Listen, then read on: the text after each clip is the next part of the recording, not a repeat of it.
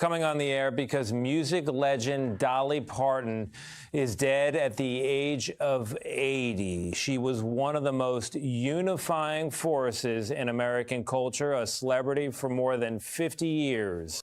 For over 6 decades, the world has viewed Dolly Parton as a rhinestone-clad symbol of pure, unshakable joy, a smiling Southern angel who seemed completely immune to the brutal decay of time and fame.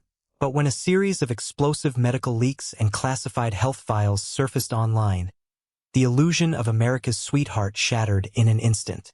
What was presented as an exhaustive autopsy of her private physical history did not expose a routine celebrity medical file, but an agonizing, hidden reality of extreme physical toll, secretive emergency interventions, and a bone-deep sacrifice she concealed behind blinding blonde wigs and tailored sleeves for half a century. And the darkest detail was never supposed to leave the clinic. It started, as most modern scandals do, at 2 a.m. on a random Tuesday. A Reddit thread buried deep inside a celebrity gossip subreddit suddenly exploded with a series of scanned documents that nobody was supposed to see. The watermark on the first page read, Vanderbilt University Medical Center, Confidential Patient Archive, and the name at the top of every single sheet was unmistakable. Dolly Rebecca Parton. Within 45 minutes, the thread had been screenshot, reposted, and shared across Twitter, TikTok, and Facebook until the hashtag Dolly Medical Files was trending in 12 countries. Now, before you roll your eyes and assume this was just another fabricated internet hoax, and trust me, the Dolly Parton death hoaxes alone could fill an entire documentary. These documents looked disturbingly authentic. They included detailed surgical intake forms, emergency room triage notes, and what appeared to be internal correspondence between private physicians discussing a patient whose identity was shielded only by a numerical code that insiders quickly traced back to Dolly's long-standing private clinic in Nashville. The level of medical specificity was staggering. We are talking about exact blood pressure readings, precise medication dosages, and surgical timestamps that no random internet troll could possibly fabricate without access to a real hospital database.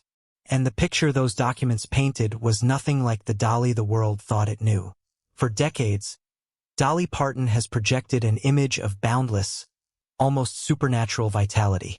She is the woman who famously wakes up at 3 a.m. to write songs, the entertainer who once performed a full concert just days after undergoing minor surgery, the icon who jokes about her plastic surgeries with a wink and a laugh that makes you feel like everything is perfectly fine. But the leaked files told a radically different story. They documented a timeline of severe, recurring physical crises stretching back to the late 1970s, emergency hospitalizations for internal bleeding, undisclosed cardiac monitoring events, and a series of surgical complications that her public relations team had apparently spent enormous amounts of money keeping out of the press.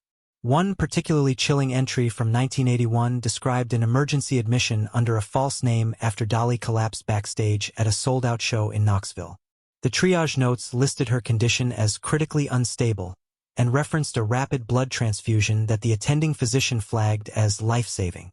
The next morning, Dolly appeared on a local morning television show, smiling, glowing, and telling the host she had simply caught a bad cold. Nobody questioned it. Nobody ever questioned Dolly.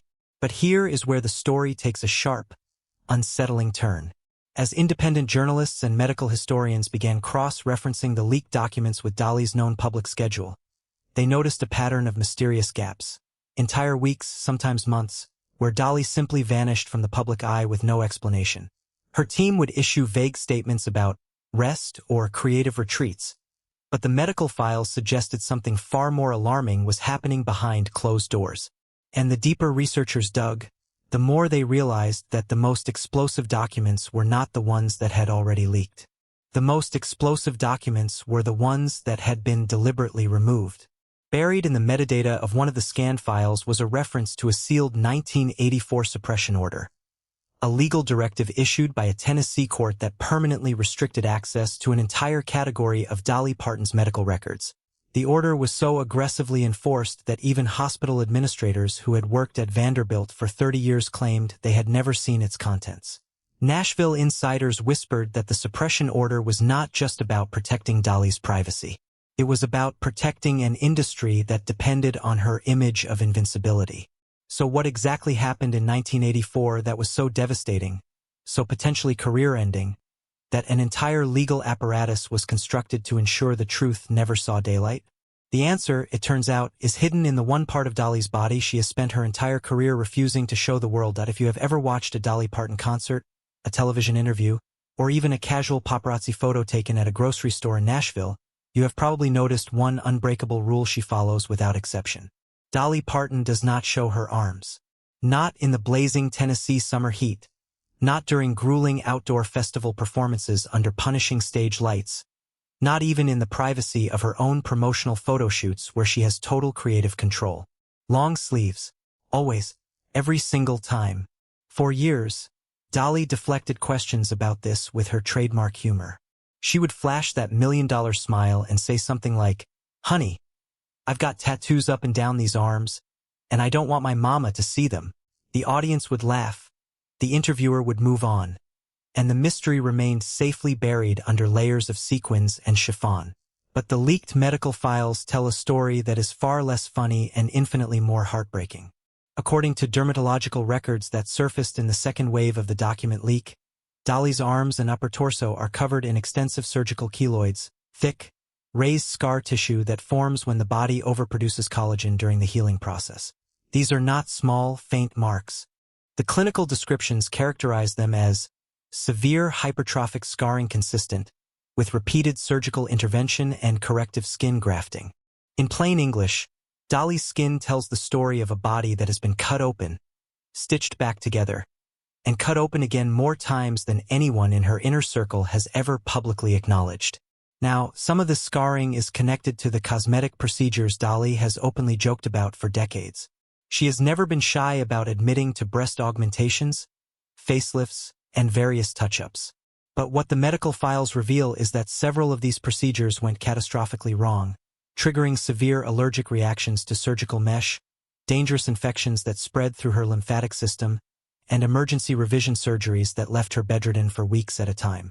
One particularly alarming surgical note from 1988 describes a post-operative infection so aggressive that doctors considered amputating a section of tissue from her left forearm to prevent sepsis from reaching her heart.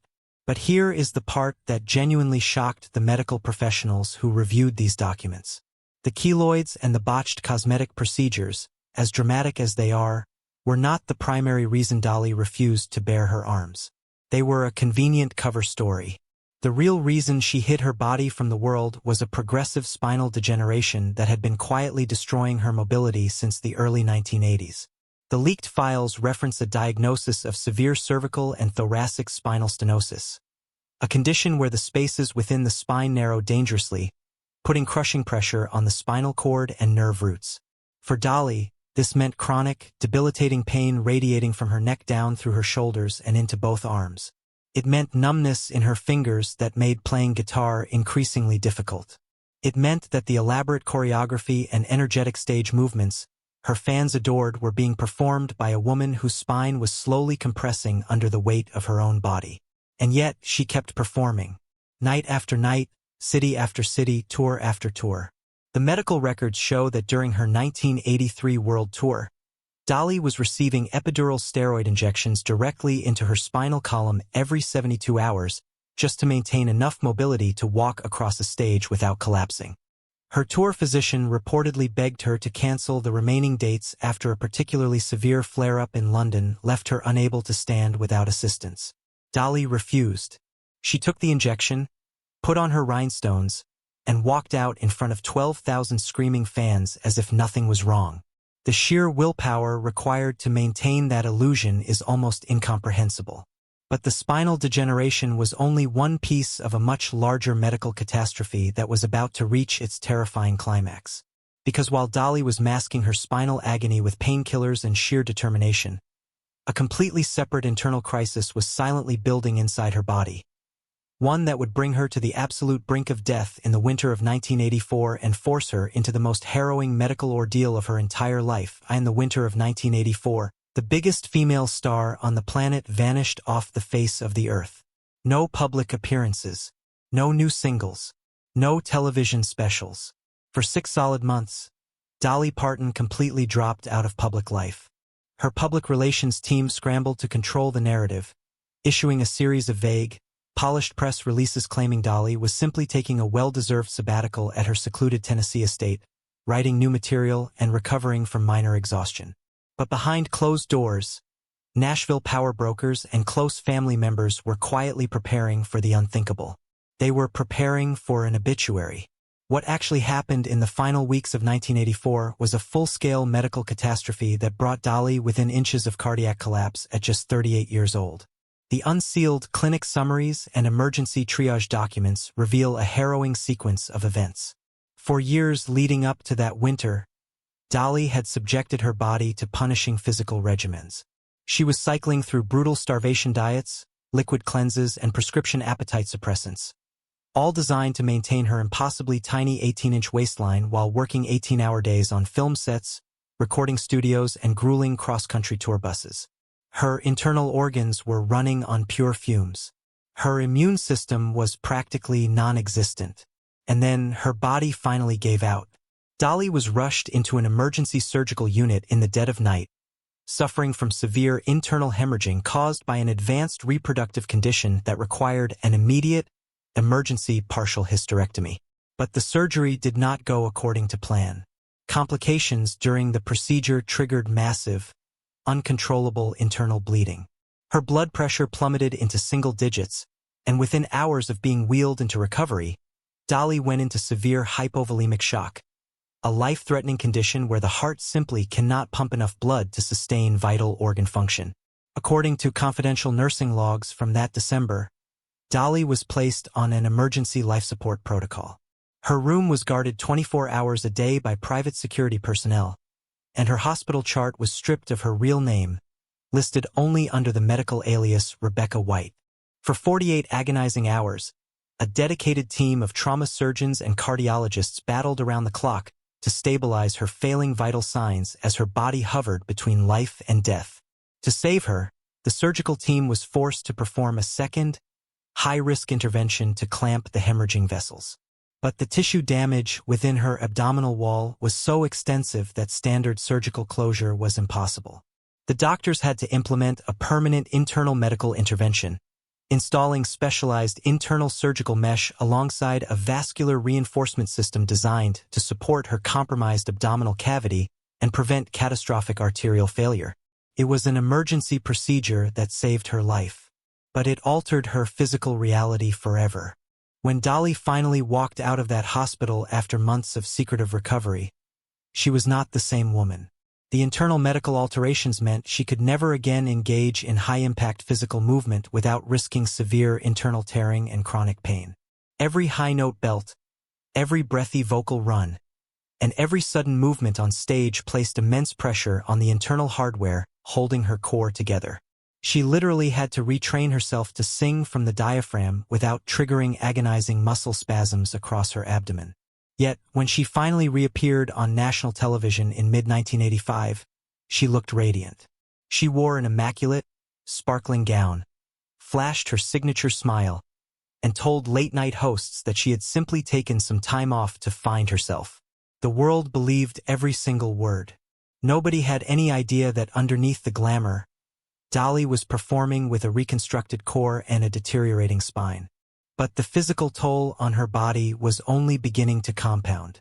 Because while she was managing the agony below her neckline in total silence, an equally devastating neurological crisis was quietly taking over the top of her skull. One directly tied to the single most iconic feature of the Dolly Parton brand. If you asked 100 random people on the street to name the very first thing that comes to mind when they picture Dolly Parton, 99 of them will give you the exact same answer. The hair. Massive, towering, bleached blonde, and sculpted to absolute perfection. Dolly herself turned it into one of her most beloved catchphrases. The higher the hair, the closer to God. For more than half a century, those iconic blonde wigs were the crowning glory of a multi-million-dollar entertainment empire. They gave her an unmistakable silhouette that fans could instantly recognize from the back row of an 80,000-seat stadium. But behind that dazzling cloud of platinum hair was a hidden neurological nightmare that tortured Dolly behind closed doors for decades. What fans never saw when watching her bounce energetically across a stage was the brutal physical reality of keeping those elaborate hairpieces in place. These were not light, modern synthetic lace fronts. Throughout the 70s, 80s, and 90s, Dolly wore heavily constructed, custom-made theatrical wigs that weighed anywhere from 5 to 10 pounds each, packed with internal wireframes, heavy steel pins, and industrial-grade spirit gum adhesives designed to withstand heavy stage sweat, pyrotechnics, and relentless head movements. Over decades of daily wear, the sheer mechanical weight of those wigs, combined with the crushing pressure of dozens of metal pins driving directly into her scalp, caused severe, irreversible trauma to her greater and lesser occipital nerves. The medical files leaked from her private neurology consultations paint a harrowing picture of what Dolly endured in private. She was diagnosed with chronic, severe occipital neuralgia, a debilitating neurological condition where the nerves running from the top of the spinal cord up through the scalp become intensely inflamed, pinched, and damaged. Medical experts describe occipital neuralgia pain as one of the most agonizing sensations known to medicine. It causes constant, electric shock-like shooting pains, severe localized burning across the cranium, and intense, nauseating migraines triggered by the slightest touch or sudden turn of the head. And yet, Dolly had a global empire to run. According to sworn medical notes and testimony from private physicians who traveled with her tour crew, Dolly's backstage dressing room routinely doubled as an emergency neurological clinic.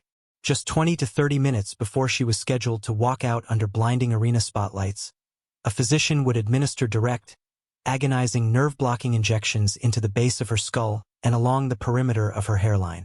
These injections involved long, thin needles delivering high-potency local anesthetics and corticosteroids directly into her inflamed cranial nerves to completely numb her scalp so she could physically bear the crushing weight of her wig and the heat of the stage lights.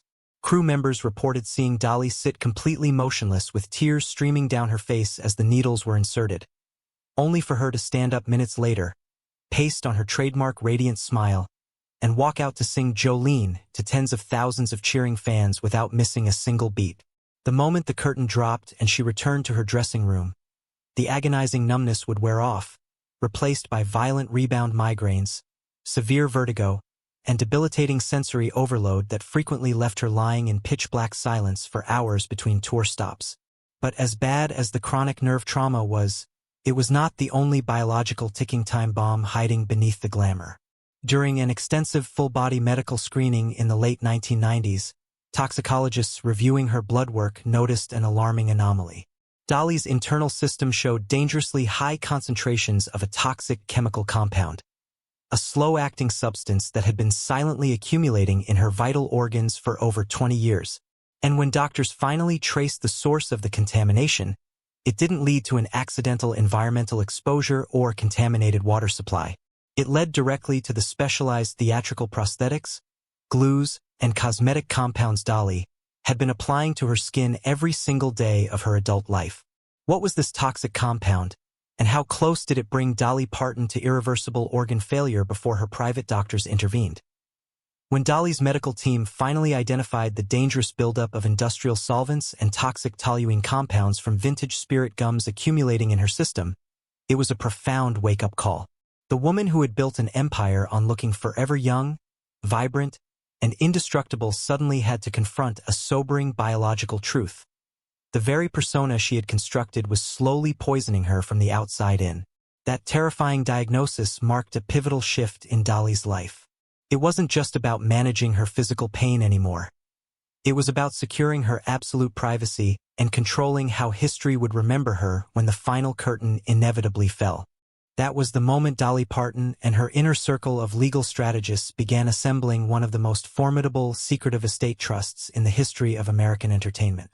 In Hollywood and Nashville, celebrity wills are usually standard legal boilerplate, distributing multimillion-dollar publishing royalties, luxury real estate portfolios, and charitable foundation endowments.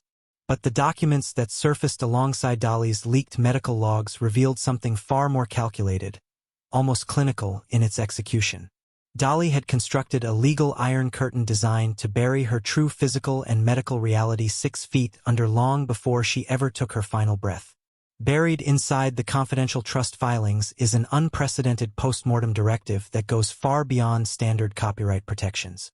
First, there is the legendary encrypted media vault, a subterranean, climate-controlled archive located on her heavily secured Tennessee property. It contains hundreds of completely finished, unreleased master recordings, unfilmed screenplays, and digitized vocal stems, all programmed with specific posthumous release dates designed to roll out over the course of 50 years after her death. Dolly literally designed an automated system to keep her career alive for half a century after she is gone. But alongside that artistic legacy sits an aggressive, legally binding non-disclosure mandate that estate attorneys describe as virtually unheard of.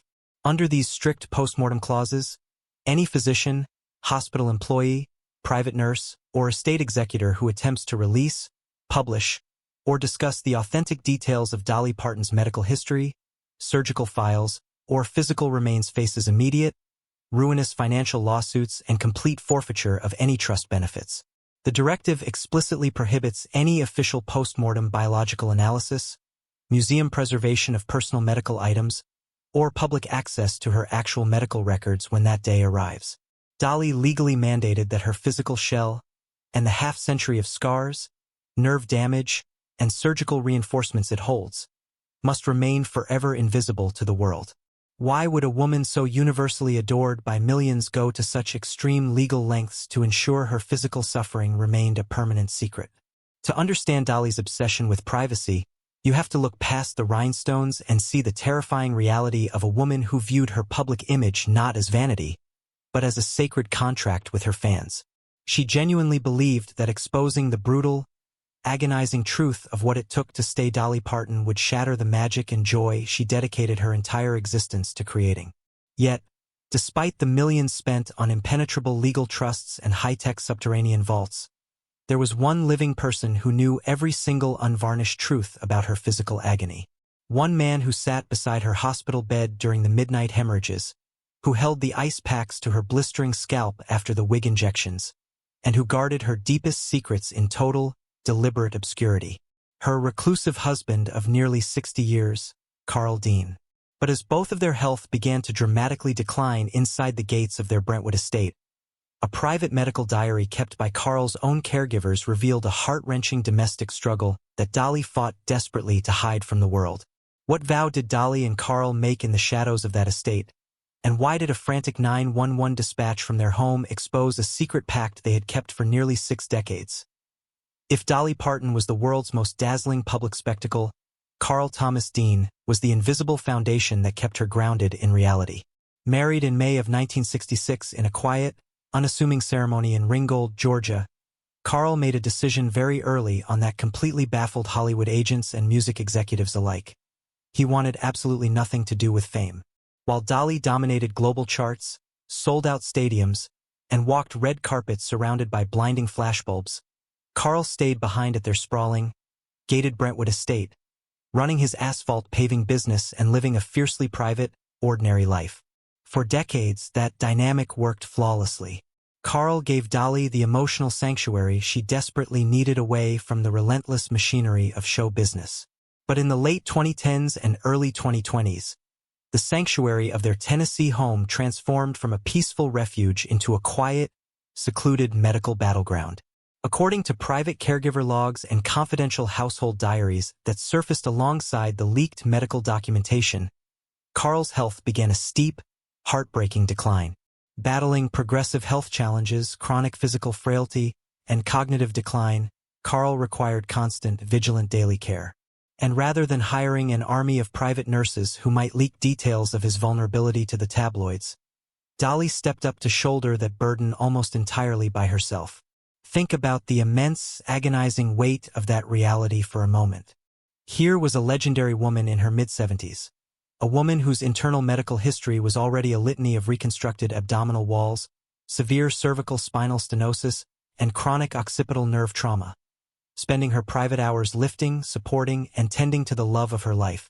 Household staff notes reveal that Dolly would spend entire nights sitting upright beside Carl's bed, soothing him through episodes of severe distress, all while battling crippling, sharp spasms running down her own spine.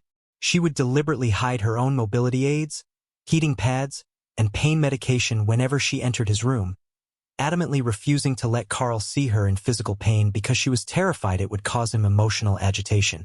She poured every ounce of her remaining physical stamina into keeping him safe, comfortable, and completely shielded from the public eye. The emotional and physical toll on her body was immense. But the full scope of their private battle broke wide open during a tense, undisclosed emergency dispatch from their residence in the autumn of 2021. When an acute health crisis prompted a frantic call to local emergency medical services, first responders arrived to find an extraordinary scene. Before paramedics were even allowed through the front gates, private security personnel required them to sign strict non-disclosure waivers.